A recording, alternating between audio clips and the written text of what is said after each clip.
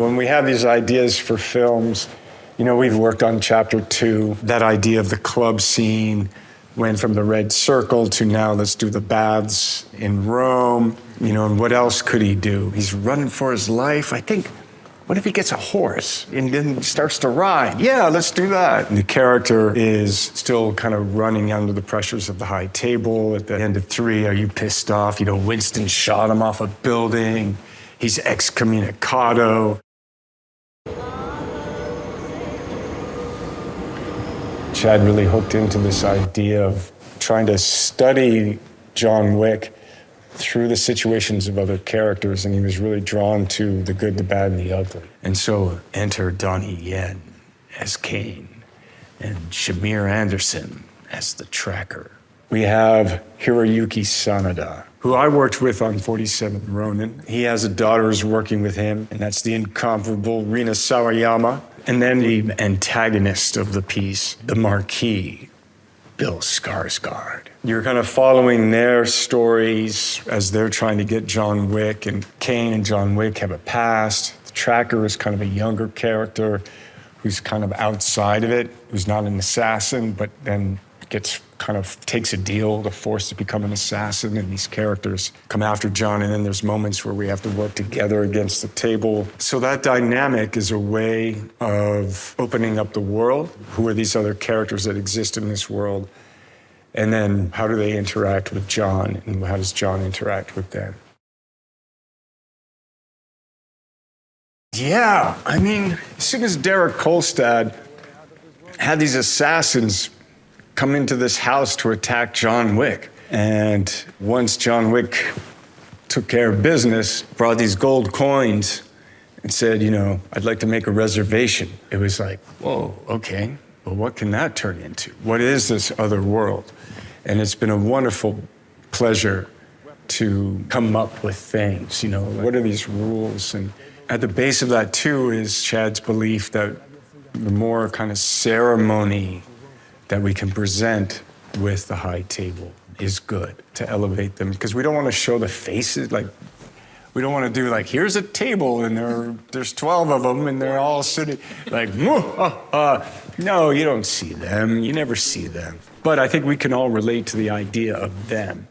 And so it's been cool to tap into that personally and then to put it into the art and then have that as this kind of overarching thing. And then we wanted to bring the muscle cars back. They found this cool Barracuda, so now it's smashing people, hitting people, getting on it, throwing them off with little 180s and sending them off. And then there was the drift around the car shooting at people. Then we were doing 3 lanes of traffic, and so there's gunfights within traffic, and then some judo, and then there's dog hits. We can talk about the dogs later, and then, or talk about the dogs. Back from chapter 3, but now painted in here in chapter 4 with Andrew, the dog master.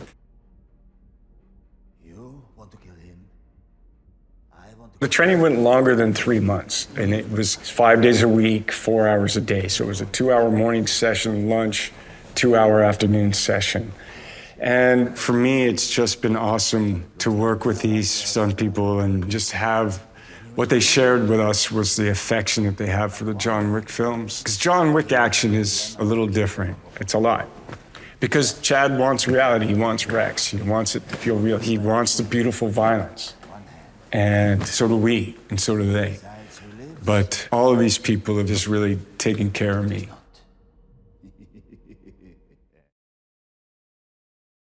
If they like John Wick, they like him because Sharon likes him. And I think what Lance brought to the role of Sharon, even from the beginning, I think it wasn't even rehearsal. It was we were on the set and we were kind of there, and Lance said to Chad, I have this accent that I've always wanted to do. Chad was like, let's hear it. And so he did it, and then Chad was like, okay. And Lance was like, really? He's like, yeah. And so Sharon was born. And the elegance of that performance and that person and, just kind of the heart of that character. You feel it when John Wick walks into the hotel lobby the first time and he just kind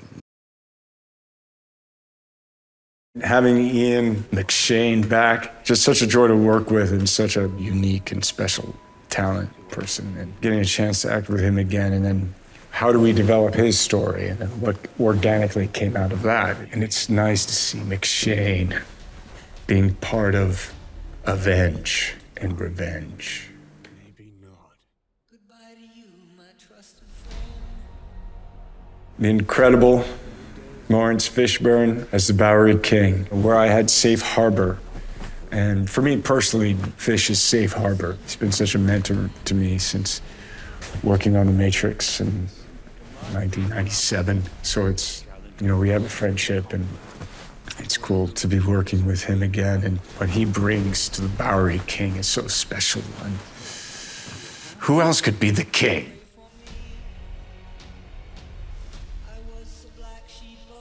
He's extraordinary in the sense of how he's grown, how he matriculates all of his inspirations and his knowledge and his practicality. So to me, he's the director. He's also got a great hand and ear for script and for production. He knows how movies get made. And here, being on chapter 4, I say these John Wick films for Chad and I are like we prepare a meal. We're the chefs, and he's the head chef. I'm a sous chef, and then we find the ingredients. We're putting it together. And that partnership has been really fun and some of the best creative days for me.